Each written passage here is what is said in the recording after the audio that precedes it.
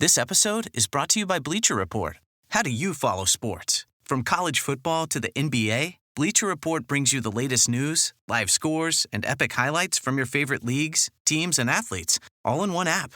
Dive into exclusive shows hosted by your favorite athletes and original Bleacher Report series with breaking news, rumors, and predictions all season long. Download Bleacher Report to personalize your coverage.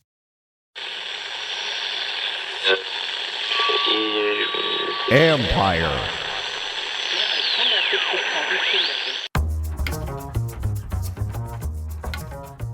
Hey babies, hey babies, hey babies, hey babies. Hi everyone, hi everyone. Merry Christmas, everyone. Hi everyone. Merry Christmas. Merry Christmas. Happy Hanukkah. Thank you. Appreciate that. Do you like my sweater today if you're watching on YouTube? That's crazy. That's it. I was shocked to see that one, but that's a good one. For those of you who aren't watching this, it's a ugly Christmas sweater of Samuel L. Jackson from Pulp Fiction yelling, "Say Merry Christmas again," which is homage to the scene where he tries the Hawaiian burger and then they end up killing everybody that like messed up, except for the one guy who was supposed to be the mole that ends up in the car and gets killed anyway, accidentally by Vincent Vega. That's right. Yes. Correction. It is called Big Kahuna Burger. The Big Kahuna Burger. Yes, I forgot the Big Kahuna Burger. Big Kahuna Burger. And then the other guy gets killed while they're talking about Big Macs in France. That's right. Correct. That's right. That's right. So I don't know if you know this about me. Now that we're doing this on YouTube a little bit here and there, I get an ugly Christmas sweater every year. I just pull it out for specific parties and don't typically show the world that I have them. But this was my special this year, and I thought everybody would enjoy it. Do you keep them? Like, do you have a back? Okay. So it's like you with the jerseys. I could put a wall up of my ugly Christmas ones. I do have a Washington football team ugly Christmas sweater, which is going to be a keeper for all time. Anything Washington football team is great, like legitimately great. I already think it's like aging very well. So that's a good buy.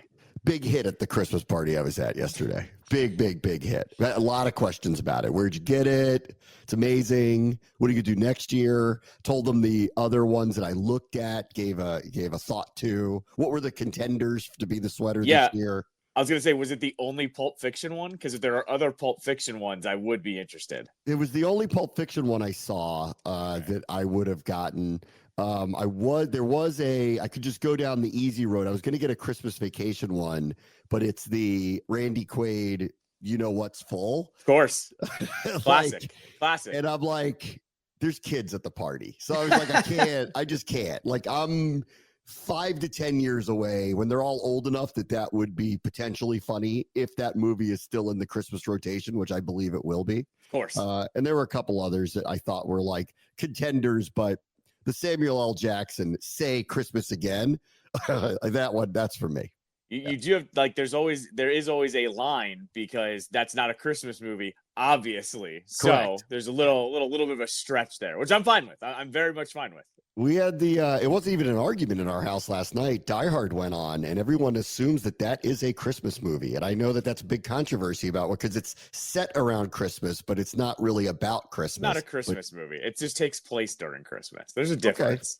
Okay. I think it is. It's not. What are your top 3 Christmas movies?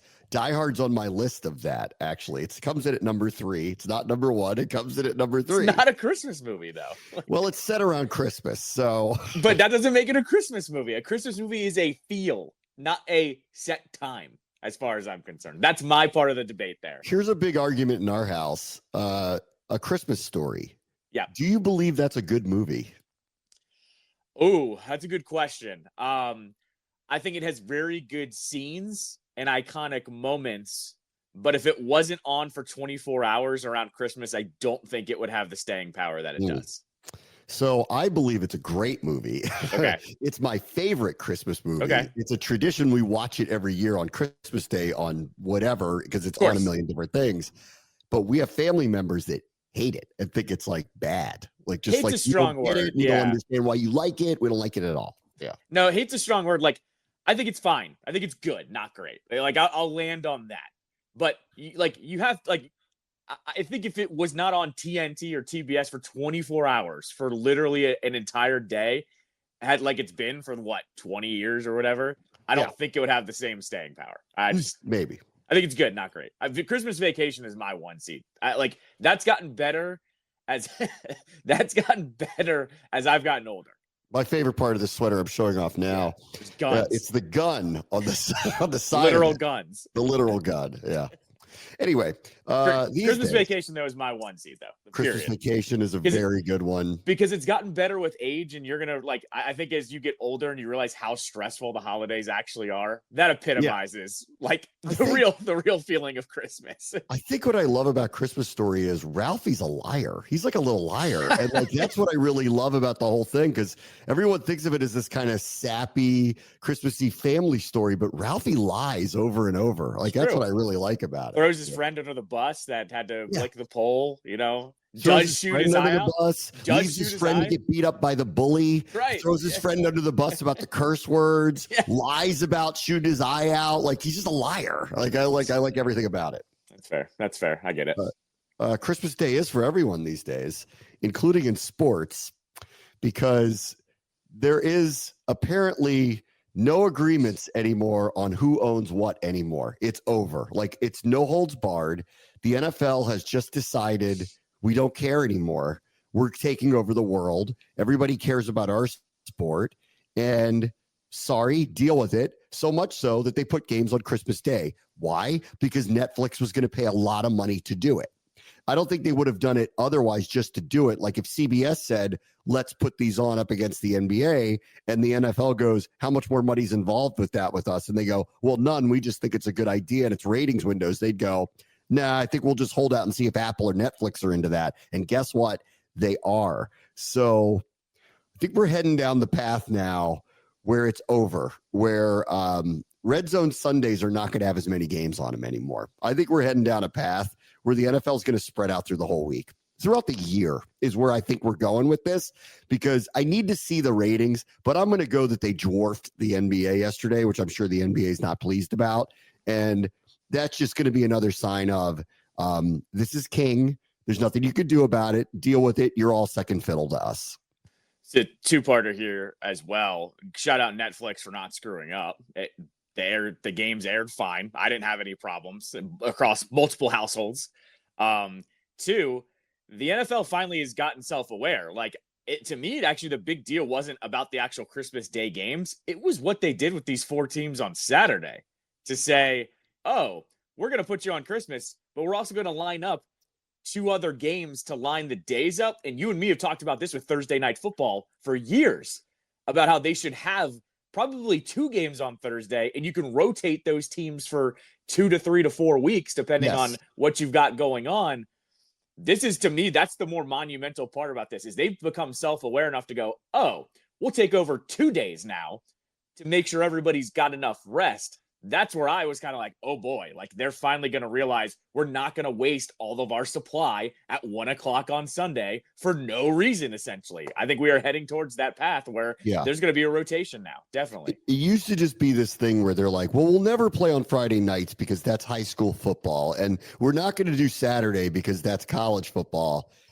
I think we're heading down a path where that's out the window.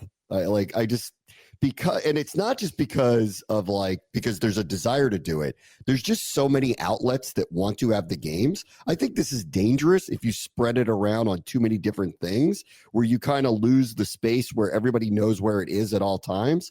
That said, there's just too much money involved. And if Netflix wants to do a game every week next year, Prime's going to do Thursday. They want to do Friday. Apple wants to do Saturday. They're going to make this happen.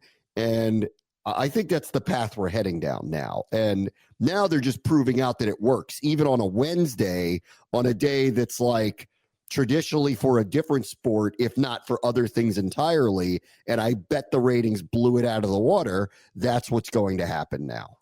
I do think there's a difference here, though, that the NFL is going after holidays instead of just random weekdays. They can't go after Fridays. They can't go past a certain time on Fridays because of the antitrust laws that the government gave them for some tax exemption. I forget what it is, but they basically have to be off the air by 4 or 5 o'clock on Friday nights. That's why the Black Friday game last year and this past year, they're in the afternoon. They can't go past a certain point. For Christmas, though, I think what happened, honestly, this is just my 2 cents. I think Goodell took one look at those NBA games and went, this is what's been claimed.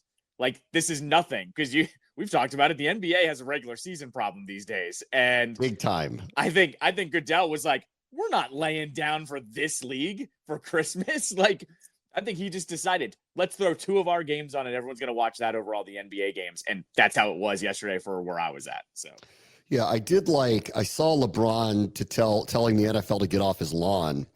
And to what I would say back to him is what you just said, which is nobody cares about your regular season anymore. Yep. That's your fault, actually. Not you, LeBron, but like right, that's your sports fault.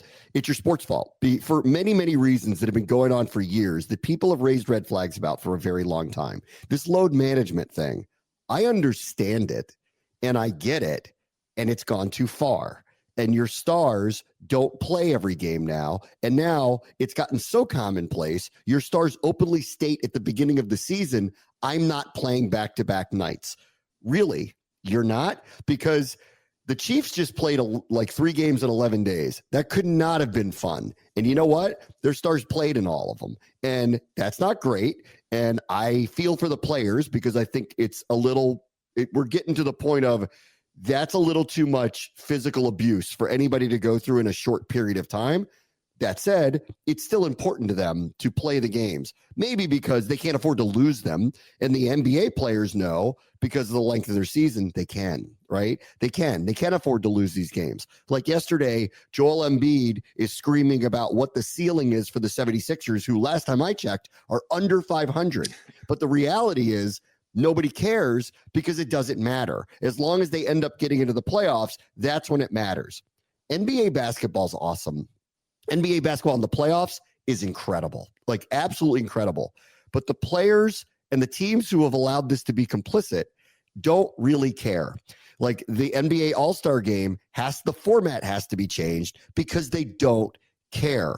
The players talk about this load management stuff as if it's kind of a right and not a reason for someone who has, I don't know, major chronic knee issues to sit out. It's turned into, I'm kind of tired and I don't feel like I can do this 2 nights in a row. This is a festering problem that's going to turn into a massive problem for them for their regular season, not their postseason. Because I don't think people are going to tune that part out or stop going to those games. But the thing that they're getting in danger with is we now know that they don't care that much up until we get till about April. And that's it. And that's unfortunate, but it's the reality. So LeBron, Christmas isn't your day anymore because you took advantage of, not you, your league took advantage of the fans so much and we realized it. And until you guys like start treating these games differently again and making them a big deal, this is going to continue to get worse and worse and worse because people don't trust the NBA regular season as a product that matters because the players don't act like they matter. The other side of this too is to all this point of the regular season not mattering. It's still the first couple months of the season for the NBA. And the NFL got lucky yesterday. All 4 teams of those that were playing yesterday had something at stake. They were all in playoff teams. All playoff teams, yep. All playing for seeding, all in contention, all like trying to lock their own stuff up. They got really lucky with that because you and I know like some of those Thursday nighters and Monday nighters are duds. It's this late in the season. They could have put Cleveland in there at the beginning of the season because they thought they'd be a playoff team again. There's plenty of options of like they could have put Cincinnati in there, which actually might have been interesting, but they were kind of a dud up until this point too. Yeah. And so I look at that and also go, well, when the NFL has playoff teams that are all playing each other, that's just more important. And you also factor in, because I was dealing with it yesterday, it's fantasy championships too. So people were kind of locked in a little bit more than I thought they were going to be yesterday. And that's the argument there too, is it's a more important season overall for the NFL. Not only that, but the timing of this season is way more important than the NBA games as well. So yes, Adam Silver's on this. He doesn't know what to do about it because they're trying all sorts of things. They do crazy colored courts and a tournament in December that doesn't matter. And it's just regular season games. Nobody cares who wins that. They're trying to alter the format of the All-Star game because the players don't care about it, so much so they don't even really try. And then now people are starting to notice that the regular season games, they can look like the All-Star game sometimes, where they're just jacking up threes. There's no real defense. Nobody's really playing physically with one another. Like there are on a given night, there might be some couple of big teams get into it and they play pretty hard, but it's pretty obvious. And we've all been around the block too long to know that these guys don't care about it. Like the NHL plays the same amount of games. Go watch their regular season games. Sure, night to night, like, listen, the Caps lost the other night because they played their third game in 4 days, but they play hard. Like, they play hard. They're one of the better teams. They play hard. If you want to be good in the end in that sport, you have to play hard for the majority of the season. The NBA has figured out that, like, the good teams and the bad teams, the delineation is so high that you don't even have to play hard to end up qualifying for the playoffs. So I don't know what they're going to do about it other than maybe this is a kick in the teeth to all of them, LeBron included, to go, guys, we're on to you. Like, we actually love your sport, but you guys aren't trying very hard. And you openly state how you have disdain for the regular season. So why would we reward you for that? And the NFL goes, you know what? We got all these streaming services. They're all offering us $1 bazillion, but they need to carve out their own periods of time where they have games. Give it to them, and we'll take the money. And we don't care if you call us greedy or spread it out or not as into safety as we say that we are, whatever. We don't care. We don't care what your excuses are. We know that the teams in our league are actually going to play really hard on these days. We also know it's the most popular sport and by far and not even close. And now, because of your own real fault, we don't really care that we're stepping on you. That's what it is. They don't care. They don't care that they're stepping on them. They never put games on Saturday until late in the season when college football is over. This time we found out the hard way. The NFL is going to do better than the college football playoff games are going to be. And then they all scurried and ran around and yelled and screamed that Indiana and SMU, whoever shouldn't have been in it. And I'm sitting there going like, okay, well, why even have a regular season if you're not going to let the teams that qualify that have the best records? That's right.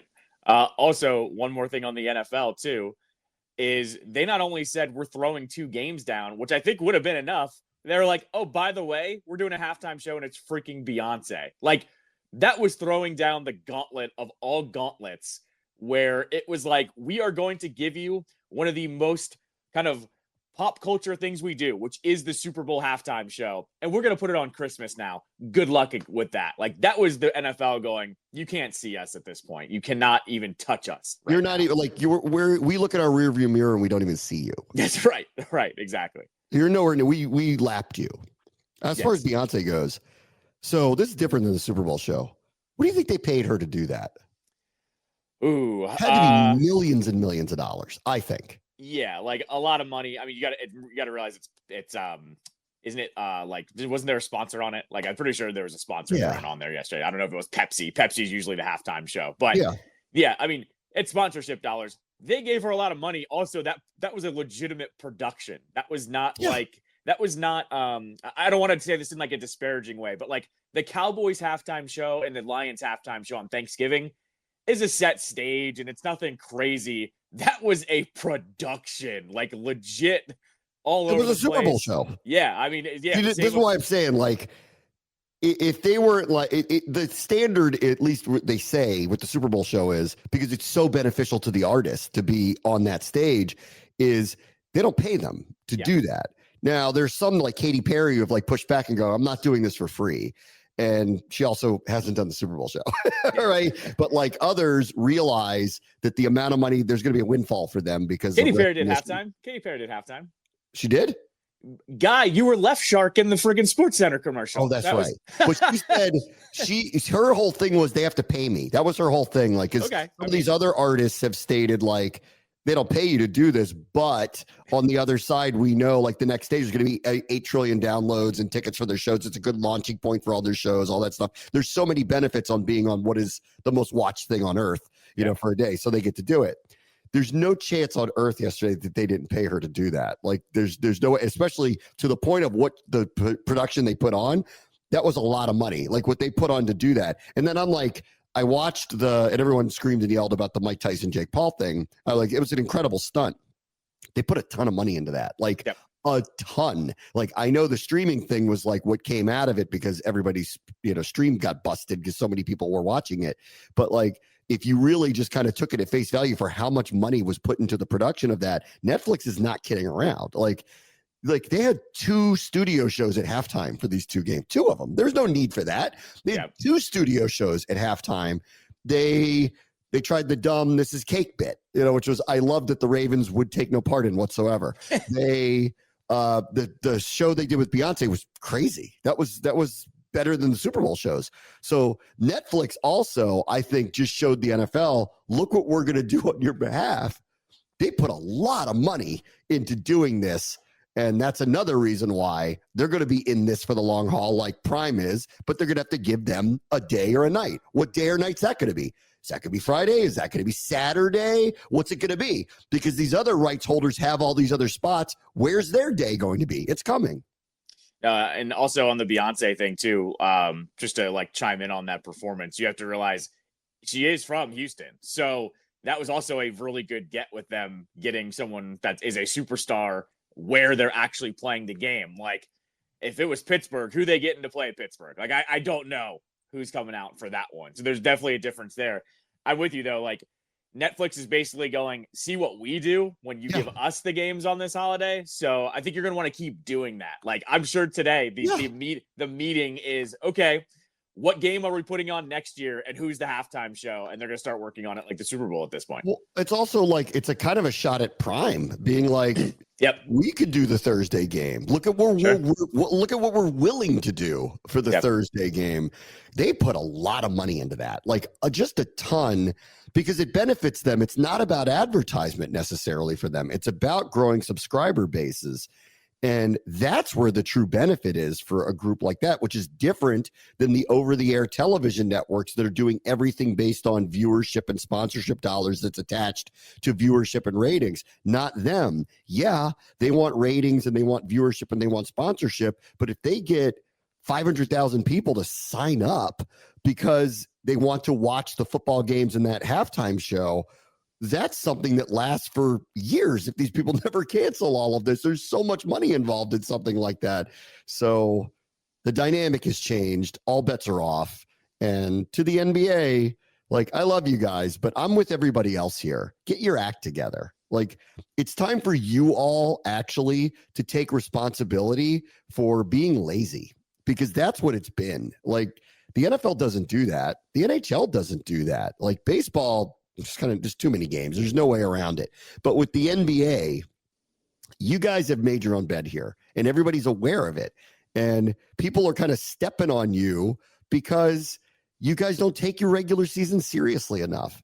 And if you start taking it more seriously again, I think people will be back on board. Don't get me wrong. I'm watching the playoffs like everybody else on earth. I love the playoffs. They're fun. But it's like, it's when you guys try. It's so obvious. Like, if you watch the playoffs, you watch the regular season, the difference in the games is so striking. Even with the good teams, it's so obvious you guys don't care about it. So why should we? And that's what you're running into. And then you've got a behemoth who, it's all no holds barred anymore, who doesn't care about going, oh, that's your day. No, it's not anymore. It's not your day anymore. That's right. Exactly right. And I mean, to the NFL's point as well, they've got 3 of the 7 days already during the week, right? With Sunday, Monday, and Thursday. So this is all the NFL is saying, well, when Christmas falls on one of those 4 days, we're still going to take it now. Like, that's all this was as well, was to say, we're going to take this day no matter what day it is, and we'll line it up the week before, and you're going to like it. That's pretty much what I've landed on. I think the holy grail is going to be, will they put games on Saturdays during the season? That's the big question. Like, will they do a 1, 4, and 7 Saturday slate and go, yeah, we know that SEC game's a really big deal, but it's a really big deal to that audience. Yep.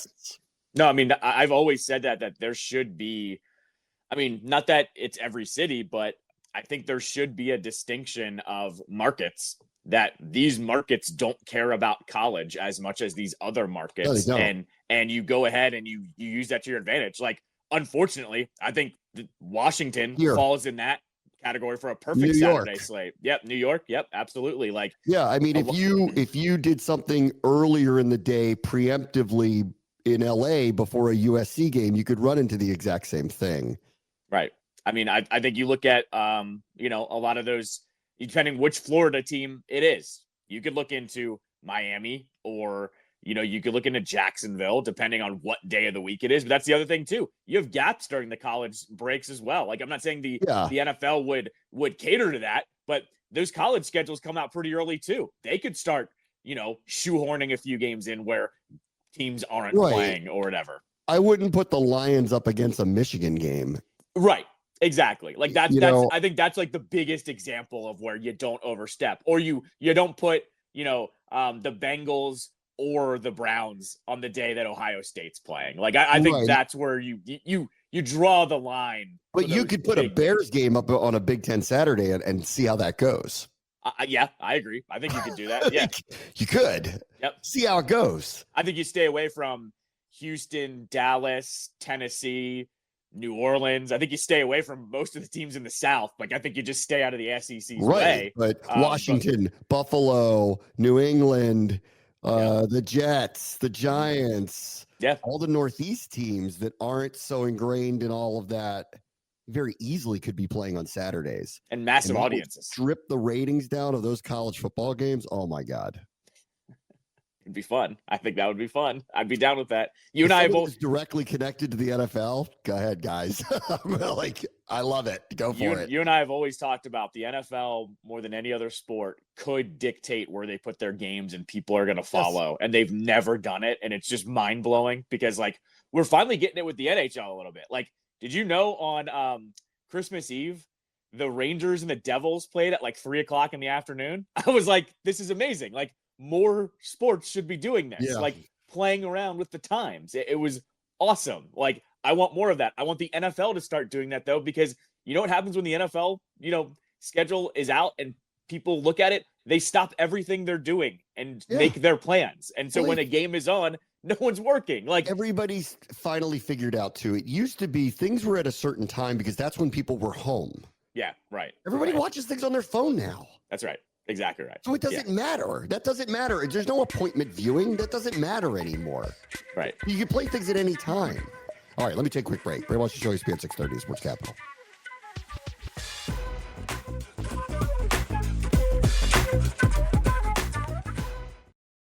This episode is brought to you by AWS. Amazon Q Business is the new generative AI assistant from AWS. Many tasks can make business slow, like wading through mud. Help! Luckily, there's a faster, easier, less messy choice. Amazon Q can securely understand your business data to help you streamline tasks, like summarizing quarterly results or doing complex analyses in no time. Q got this. Learn what Amazon Q Business can do for you at aws.com/learn more. Hey, it's Austin James. If you're like me, trying to live your best life while living with diabetes, you can relate to worrying if you're doing a good job managing your diabetes. I use the Freestyle Libre 3 Plus sensor to get real-time glucose readings and see the impact of every meal and activity to make better decisions. The Freestyle Libre 3 Plus sensor can help me live life with diabetes on my own terms, and it gives me more time for the things I love, like being a dad and a musician. Now this is progress. Learn more at freestylelibre.us. For prescription only. Safety info found at freestylelibre.us. This episode is brought to you by LifeLock. The holidays mean more travel, more shopping, more time online, and more personal info in places that could expose you to identity theft. That's why LifeLock monitors millions of data points every second. If your identity is stolen, their US-based restoration specialist will fix it, guaranteed or your money back. Get more holiday fun and less holiday worry with LifeLock.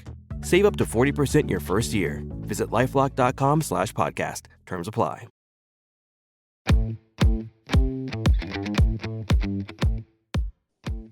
All right, welcome back. Houston. Yikes. Broads. Called it here. Called it here first, week 4. Listen, CJ Stroud was amazing in his rookie season. This is the scary part about the future with Jaden. Nothing's guaranteed. Sure. It's a very, very, very different year for them. He's been up and down and off for most of the year. They're going to end up kind of barely over 500. I don't remember who they play, but it's somebody in their division week 18. So it's probably a win if they care. I don't even know. They're locked as the 4 seed. So it doesn't matter. They don't have to play their guys, and they maybe could use a week off to clear their brains. I mean, they should have been shut out. yesterday at home on Christmas Day, and I'm not surprised. Like, I think Baltimore's a way better team than them. Baltimore's also the epitome of, and this is what I hope we become, because I love what's happening this year, but we haven't been this in a long time, like the 80s and 90s. Been there, done that every year. I know what I'm getting from Baltimore every year. They're going to be a tough out. They may have some hard seasons. Their team might not be as good as years past. Their defensive coordinator might be 18 years old like he is this year. Takes a little time for them to get it together. But you know what they are at the end of the year. And they've been there, done that. Nothing's too big for them. And Houston, they've been in the playoffs a lot with a lot of different coaches and a lot of different teams. I think partially because nobody in their division since Peyton Manning left has been anything that's been stable whatsoever. So I think they've been kind of the beneficiary of that. But they're not a been there, done that team for a while. And it showed. It showed here late in the season and over the past 5 days where they've just been rooked twice. And they scream one and done. Like they're a home playoff loss. They're going out quick this year. I knew that in week 4. I knew they were going to be a one and done in week 4. I don't believe in this offense. I don't believe in this defense. They just look like they are like just going through the motions. I don't know how you fix that, but it's also worst case scenario for them too. They loaded up this year to go on a run, and it hasn't been that way, right? No. Like that's also your worst fear of, oh, we have this rookie contract, load up. It's not paying off for them. And I think that's kind of the worst part about it. And I get it. Injuries have happened for them throughout the year. But if Stroud was going to be as good as everyone told me he was going to be, you help elevate the team. Correct. And he has not done that at all. And that's your number one concern, I think, off this season is you thought you were banking on this guy to raise everybody's game. He's not. And it's staring you in the face of, if he doesn't do it in the playoffs, you're one and done, which I think they will be. You know, this is one of those, I need to talk to the coaches about it, but go, what are they doing to him? Yeah. Because This is really, it's been this way the whole year with him. Very up and down, very average. He has his moments where he looks great, and there are these times where the timing is so off on them, and their offense is messed up, and they're going out quick. Because they're going to get, who are they going to get? Harbaugh? They gonna get Harbaugh in the first round? Probably. No, they're the 4. They're the 4. Yeah, so they play 5, right? 5 Mm-hmm. Yeah. Yeah. So they're definitively the 4. Right. It's probably Harbaugh. Yeah. Probably. They're gonna go out fast. Yeah. It's gonna be fast. Like they're one and out. They're done. So yikes for you guys. In the meantime, congratulations to Lamar, who became the most prolific running quarterback in the history of the NFL yesterday. And everyone's screaming and yelling he should win the MVP again. Do you think it's that like, everyone is talking about it like it's like, that's a no-brainer. Like, I don't know about it this year. Like, I think they're going to win their division. They're not going to have the best record by far. Like, the Chiefs don't have to play anybody next week. They've locked up the 1 seed. Buffalo beat them. And like, I don't know, like, does this, everybody thinks I'm nuts, but like, Jaden should be in this conversation too. He's not going to be, but like, if we had won a couple more games and a record of like 12 wins, I think he would be actually, because who's more important to their team than that guy, honestly, at this point. But I don't know why everyone thinks it's just so obvious that Lamar Jackson's the MVP again. I think it's mainly because of his dynamic plays over Allen's. Like Allen can run the ball, has had some good runs, can get some rushing touchdowns. But like you look at the long run yesterday from Lamar where he's untouched. Like Allen's not pulling away from a defense like that. So I think that's the slight edge. I think it's 1A, 1B though. Like I think it's Lamar or Allen. Like I don't think there's anyone else. I think you could have argued Saquon, but now the last few weeks, I think he's out of that conversation. Like I think they just typically don't give it to a running back, which is what the problem is. I think Saquon honestly probably is, because if he were to miss a few weeks, they'd nosedive. Like you could just feel it. Like you could feel it on them. No, of course with Saquon, but I just think over the last, especially this past week where they bottom up in the second half, you lose out on that race when you have an outing like that or a second half like that. I think it goes to Allen or Jackson. It depends what the final stats are going to be at the end of the year. I'm not surprised though that Jackson is firmly in the conversation. I thought they've had a really good year. He's a dynamic player. He puts up stats every week. I'm just not shocked. I'm not shocked at that one. Am I being too homer thinking Jaden should be in this conversation? Like, I know he's not going to get it, but like, come on. Like, think about the wins that they've had and what he's done at the end of games. Like this last week alone, like, do you think this team's record would be what it is if he wasn't playing the way that he's been playing this year? Like, you're not going to give MVP to a wild card team. You're just not. Like, I hear you. I'm just saying, like, if we're going to have this, like, oh, we're talking about crazy wild plays that the quarterback makes. Our guy has made those.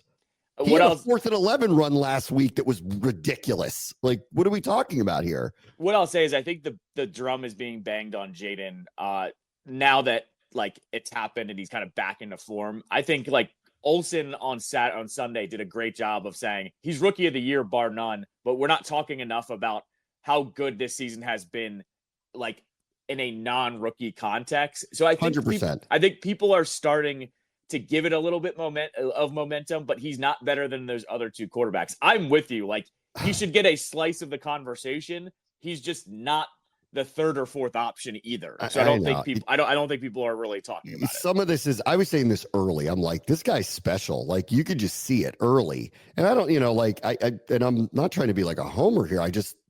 He's been ridiculous. Like, yeah. I said this the other day, and no one pushed back. He's a top 5 quarterback in the NFL right now. And if he's a top 5 quarterback in the NFL right now, then he's in a conversation like this. Buffalo and Baltimore have been there, done that for a long time. So you see them every week. People talk about them every week. This team's been under the radar across the country, with the exception of the few moments that they got to see on, like, major stages.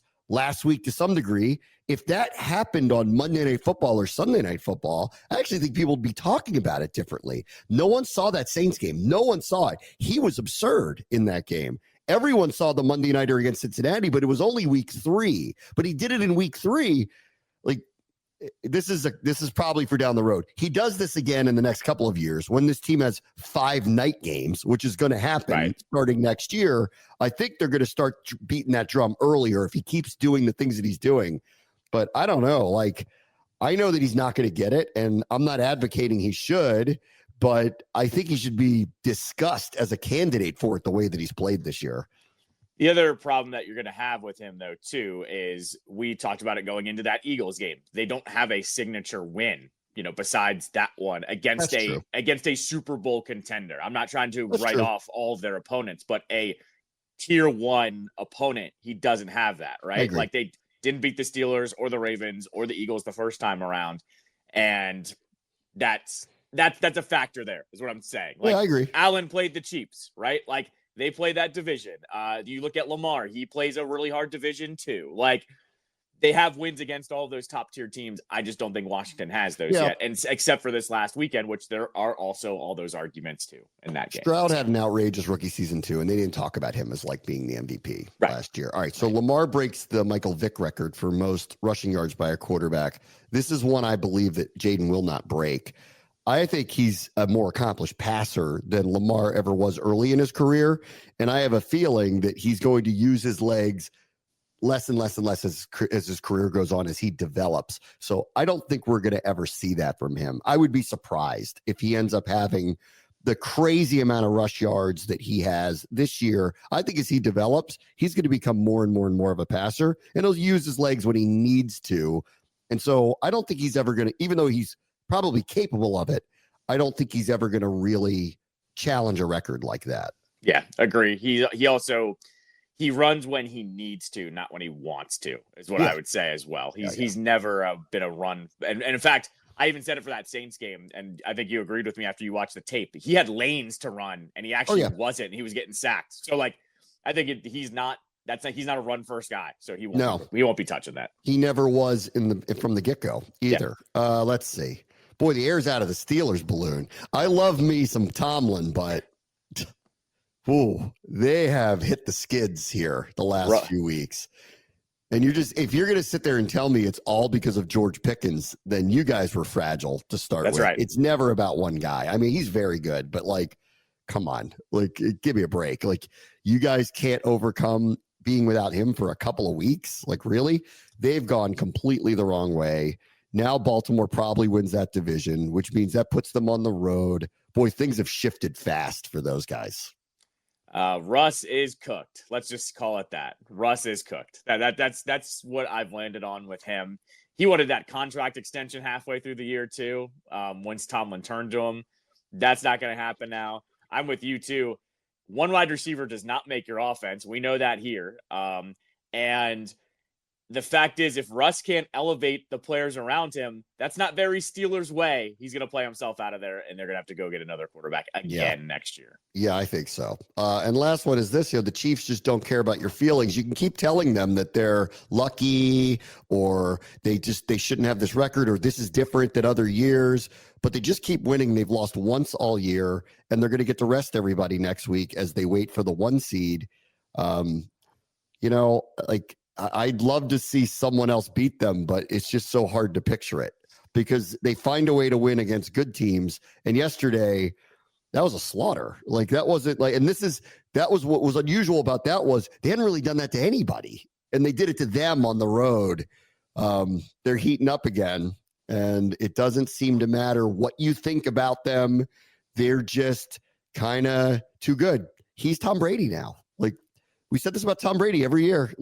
Oh, someone's going to beat them. Maybe not. Maybe not. No, this is the most, I think this is the most dangerous version of the Chiefs going into the playoffs that we've seen. The fact is every game has been close. The defense is the best it's ever been. And the offense honestly has been running, at half speed the entire season until the last couple of weeks. So now all of a sudden they're going to put up more points and all of a sudden you won't be able to touch them because their defense, yeah, they're a machine. They're an absolute machine at this point. And the difference between Brady and Mahomes is Brady never played like this his first 5, 6, 7 years in the league. It took him a long time to get to be the Tom Brady that we all know and love. Mahomes has done it from the jump. It's just ridiculous. It's so every ridiculous. Time he gets an ankle injury, forget it. 2 days. Yeah.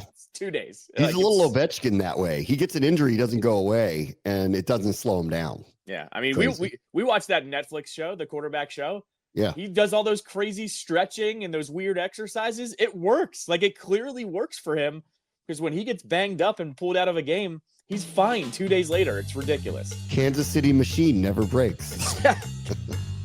All right. Be right back. Bram and Callow, ESPN 630 Sports Capital.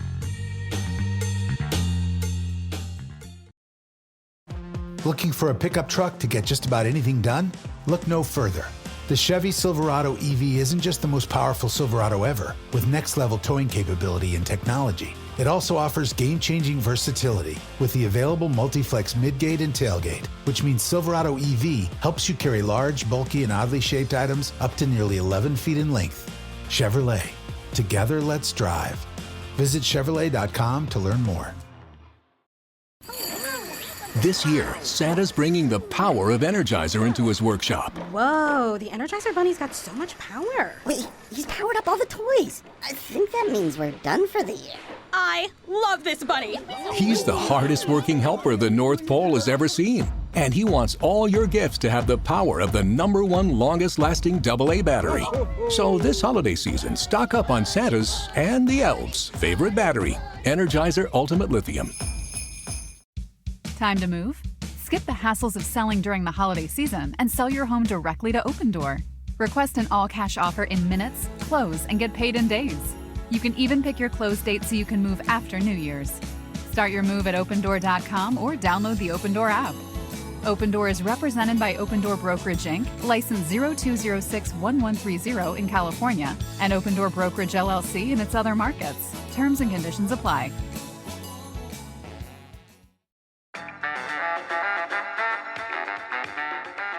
All right. What do the Commanders want for Christmas? Well. I'll start with this one because it's extremely unlikely, but it'd be really funny. The Eagles get the ghost of Christmas past. So I saw a report, and I don't remember, was it Schefter or somebody else, who hinted that they might want to lose the last game to the Giants because that would muddle up who gets the #1 overall pick, and they wouldn't get Shedeur Sanders, even though I don't know who landed on Shedeur Sanders as Caleb Williams or Jaden Daniels, but okay. Like you want to believe it, but they're in line to get their quarterback of the future. And the Eagles could get in the way of that. If they knock them off, there's a lot of 3-win teams. So I don't know who would end up with the first overall pick and could screw them over. Here's the problem with that theory. If Washington wins this week and they lose to Dallas, and last I heard, Jalen Hurts hadn't practiced yet this week because of the concussion last week. And Dallas is playing their butts off for no good reason because they're eliminated. But they are. Mike is going to show up in Philadelphia. Watch, because he likes to show the Eagles what's up. If they knock them off, and I actually honestly won't be surprised if they do, they're going to have to win that game. Again, they have no choice but to win that game against the Giants unless they're stupid. And also, if they lose this week, and if they somehow lose in a way that's embarrassing in some way, and the media doesn't make up the excuses that they've been making for them this week, well, will they crater? Because they did it a year ago. Last year, they lost to the Cardinals at the end of the season at home, which was the final example of, oh, you guys aren't going to get there in the end. We all knew it at that point. You guys are done. I don't think this is going to happen. And I actually have been mildly surprised that the Eagles media has come to their defense all week. Well, Jalen Hurts, if he had played, they wouldn't have lost this game. I don't know, guys. I don't know what position on defense he plays. Your number one defense gave up 22 fourth quarter points. Your number one defense got 5 turnovers and lost. Explain that to me. But they've been actually defending them all week. It takes one more this week, Cooper Rush at home, to scare that locker room into what we all know is possible, them fracturing. That's all it's going to take. No, I mean, with that, to reference the Schefter report, it was Schefter on Sunday Morning Countdown where he threw that suggestion out there. I think I told you about it on my show on Monday. It was Monday or Friday. And my first reaction was, who the hell is telling Schefter that? Because Schefter doesn't just get that out of nowhere. So he doesn't make things up. One person in that organization is floating that around, and maybe it's just one person. You never know. But the fact is, would Schefter just bring that up unprompted? I don't think so. And so what I'm getting at is you're looking so far ahead that you want to screw up your division rival, who has sucked, by the way, for 12 years. You want to even meddle with what they're doing? You're worried about them at this point in the season when you got to worry about yourself? That's some weird energy, man. There's no other way to put it. That's just some weird energy. So I believe the Eagles will win one of these final 2. We won't win the division. But things are going to get weird. If they lose to Dallas and Washington beats Atlanta, things are going to get weird for a week. So what do the Commanders want for Christmas if they're not going to get that? We need Minnesota to win. We need Minnesota to win this week. Because if Minnesota wins this week, Washington can get the 6th seed. Yep. I would prefer it because Philadelphia is going to land in the 2. Do I want to go play Philadelphia again? A little bit, a little bit. Do I want any of my friends to go to that game as fans? I don't. Right. I really don't. And I mean that in all seriousness. I see how these people act at these games. And either way, I think it would be a very ugly scene. If we knock them out, those people are going to lose it. And if they win, they might do dumb things anyway. They can't control themselves at this game. So I would actually prefer, just for the sake of my friends who would be bold enough to wear burgundy and gold at the link for a playoff game, and then actually root for the team when they knock the Eagles out. Run for your life, bring security with you. I like the idea of going to LA, to be honest with you. I will chime in on this, though. I said this on my show on Monday with you. Philadelphia sports fan is softer than they were before the Super Bowl. That to me is a fact. They're getting it. They're getting their mojo back, but they're getting paranoid. And what happens with that when you're a softer... The psycho quotient is higher there, though, than in most places. Sure. But what I'm going to say here is, they're spoiled Philly fans that don't like a 10-game win streak. All I'm going to float out there is if we play Philly in the opening round, depending on what that price point is, Washington fans are going to want to go to that game quite a bit. And I'm just saying, if Philly fan isn't happy with a 10-game win streak, what makes you think they're going to be happy to go to a wild card game? like we've seen this before now with other markets and stuff. And I get it. It's the Eagles, but I'm just saying, price point wise, if it's accessible for Washington fans, they're going to want to go to that place. I'm not calling takeover, but I bet you a little more burgundy and gold than you think if it lines up that way. Maybe. I also I loved my favorite part of last week was Kincaid going, "Don't hit me on the it's hard to beat a team 3 times in 1 year. You hadn't beaten us twice." That's right. Right. What are you talking about? Yeah. The last one then is this really, and I'd like, just because I don't want to go to Philadelphia in the middle of January, a trip to LA, Seattle, Tampa, or Atlanta would be really nice. That's not what I would Seattle. like for Christmas. Not Seattle. I love Seattle.